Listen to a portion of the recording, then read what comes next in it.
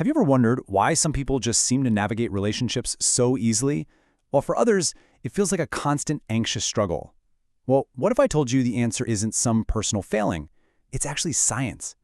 Today, we're diving into the book Attached, which uses attachment theory to give us a clear roadmap for understanding ourselves, our partners, and the way we love.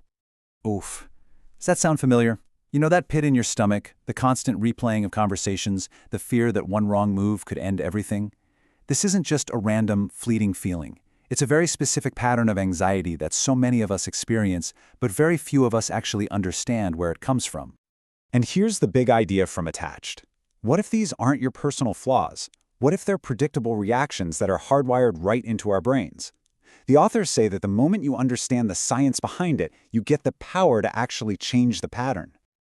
Okay, so to get there, we first need to bust a huge cultural myth about relationships. And this is something the authors call the dependency paradox. We hear this all the time, right? This idea that to be in a healthy relationship, you have to be completely 100% emotionally self-sufficient, that needing someone is a sign of weakness or that you're codependent.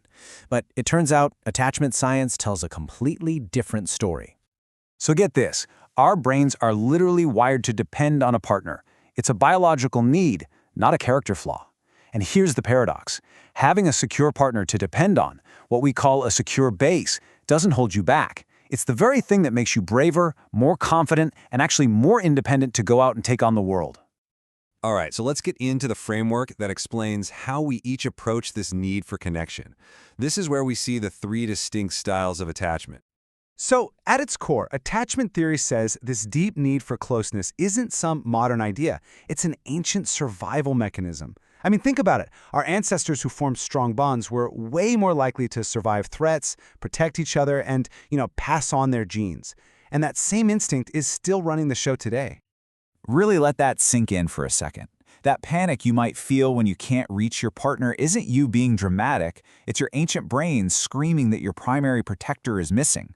Your attachment system gets activated, and it treats their absence like a genuine threat to your survival. And this slide shows the two main ways our wiring can go a little off course. So on one side, you've got the anxious style. Their attachment system is on high alert, constantly scanning for any sign of abandonment. On the other side, you've got the avoidant style. Their system is suppressed. For them, intimacy feels like a threat to their independence, so they push connection away. And this table just breaks it down perfectly. You see, anxious people use what's called protest behavior to try and pull their partner closer. Think calling and texting a bunch, maybe giving the silent treatment, or trying to make them jealous.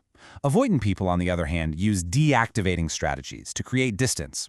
Things like focusing on their partner's tiny flaws, fantasizing about an ex, or just completely shutting down emotionally. But secure people, they operate from a place of confidence. They can just communicate their needs directly because they aren't driven by all that fear. So as we look at a couple of real-world examples, start thinking, which of these patterns really resonates with you? This right here is the internal monologue of the anxious style. There's this constant feeling of walking on eggshells. The fear is just so high that the whole relationship becomes this performance, focused on preventing the other person from leaving instead of on just having a genuine connection. And here's the flip side. For Paul, the closer he gets to someone, the more his mind starts picking out flaws. It's a process of devaluation. And this isn't about his partner suddenly changing. It's his own attachment system creating an escape hatch to avoid feeling suffocated by all that closeness. Now, the secure style, which thankfully accounts for over half the population, is basically our blueprint for a healthy bond. These are the people who see relationships as a safe harbor. They operate from this fundamental belief that they're worthy of love and can really rely on their partner. And this security allows them to be vulnerable, to communicate directly, and to handle conflict as a team. But here's maybe the most powerful idea in the whole book. This isn't a life sentence. If you recognize yourself as anxious or avoidant, you can become what the authors call earned secure. You can actively learn how to build that security for yourself. So the path forward really involves three key steps. First, it's all about self-awareness. Just start noticing when your old patterns are kicking in. Second, learn to communicate your core needs directly instead of, acting them out with protest behaviors.